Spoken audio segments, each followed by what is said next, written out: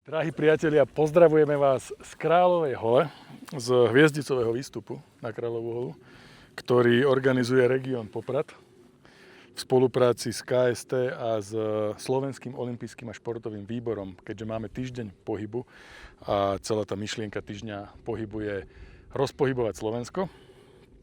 Takže napriek pekelnému úpeku, ktorý máme dnes, teraz máme samozrejme koniec júna, je 27. jún, máme veľmi vysoké teploty, Kráľová hola je celá na slnku, ale mali sme tu priebežne, chodili ľudia, chodili turisti, máme tu dokonca výčap, pivo Urpiner, ktorý, neviem, či na Kráľovej holi sa niekedy v histórii čapovalo, ale teda čapujeme na schodisku ešte v rámci budovy a tuto tiež sa nachádzame v areáli vysielača, teda na pozemku vysielača spoločnosti Tavrkom, ktorej ďakujeme veľmi pekne, že s nami spolupracovala na tomto podujatí, umožnila nám sem prísť, dokonca vyviezť veci. Draho, tebe sa ako organizoval tento vlastne 0. ročník tejto, dúfam, že do budúcna krásnej akcie. Áno. Ide to super, ide to ako po masle, všetko zapadalo.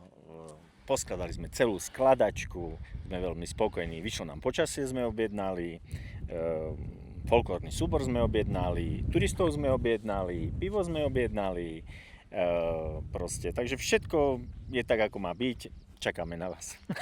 Áno, to určite, áno, keď toto uvidíte, už sem nechoďte, je po výstupe. Ale počuli ste slovo Draha Dúbravského, predsedu regiónu Poprad, klubu slovenských turistov.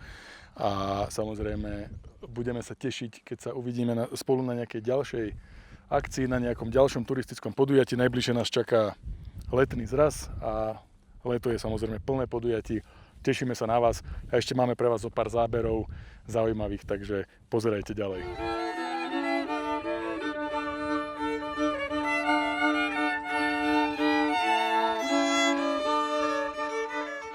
A spoločnosti Tavrkom patrí aj obrovská vďaka za to, že nám v rámci hviezdicového výstupu na Kráľovú holu sprístupnili časť budovy vysielača pre núdzový prípad kvôli nejakým búrkam alebo nepriazní počasia, takže ďakujeme.